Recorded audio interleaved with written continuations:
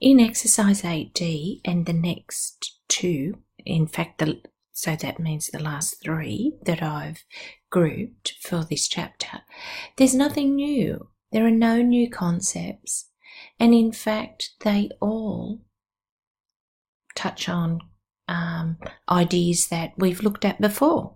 So in 8D, we're going back to solving quadratics, and certainly done that many times before, even including in this chapter, solving a quadratic.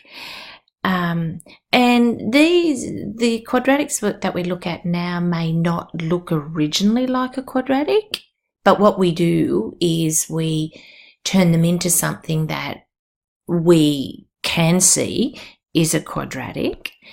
In exercise 80, we talk about the maximum or the minimum of a quadratic. So that's really just identifying the y value of the vertex. We've looked at maximum, minimum slightly before. The thing about this exercise is that you'll rarely do it this way once we have gone into our calculus a little bit further. You'll see that calculus is extremely focused on maximum minimums. So we definitely in the future will probably be using calculus to find maximum and minimums. However, we're not just yet. And then in 8I, we're looking at identities, and we've looked at trig identities. These quadratic identities are very similar. If you've got two things that are identical, and you can see the identical symbol, that's the equal sign with actually three horizontal lines in it, then we can make assumptions about one side compared to the other, and that's all it is.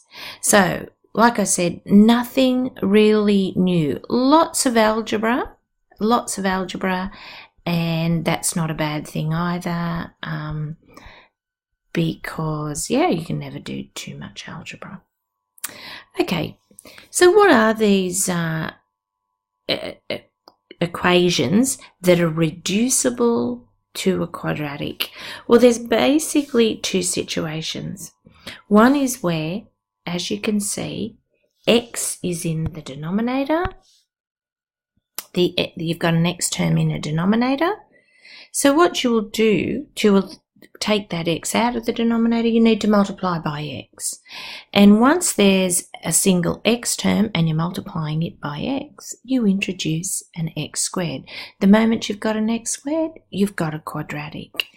The other situation is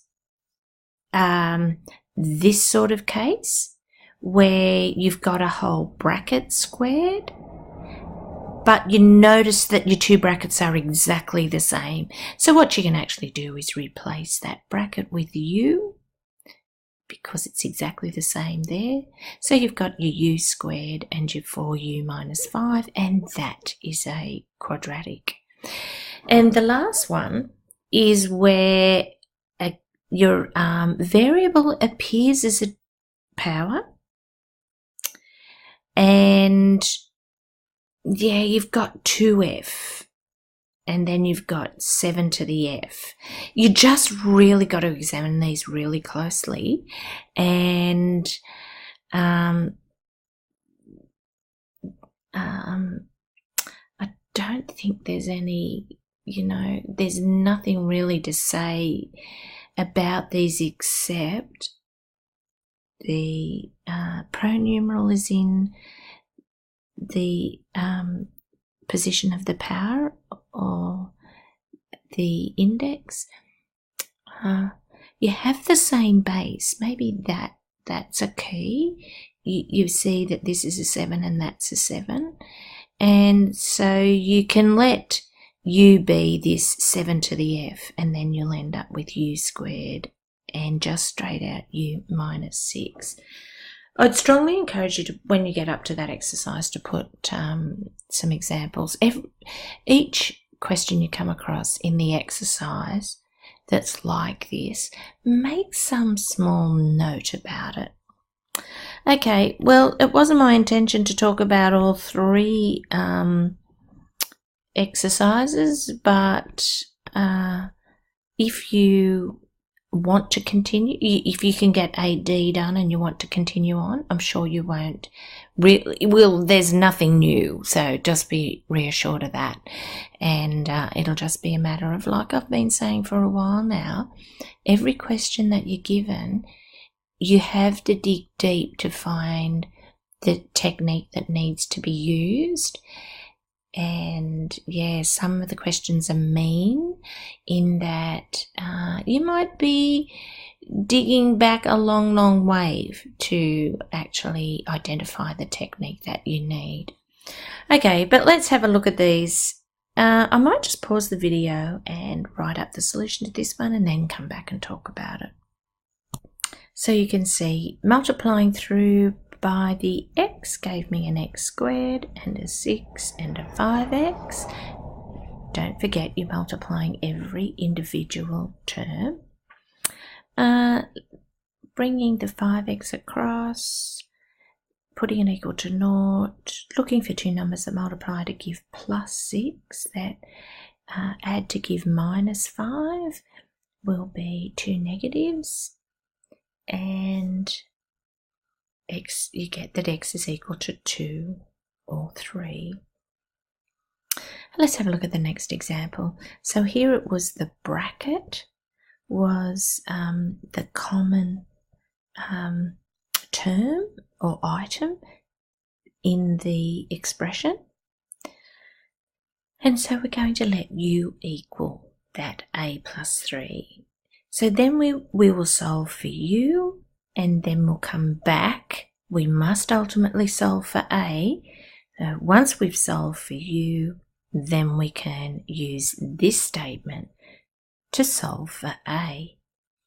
Again, I'll pause the video and come back and talk about the solution. So to solve the quadratic in u, looking for two numbers that multiply to give -5, add to give +4. That's a +5 and a -1. So that gives me that u is -5 or 1. Now, if u is -5, then I'm going to use this expression and solve for a, bring the 3 across, and you'll get a -8. And if u is equal to 1, then again, a plus 3 is equal to 1, bring the -3 across, and you get that a is equal to -2.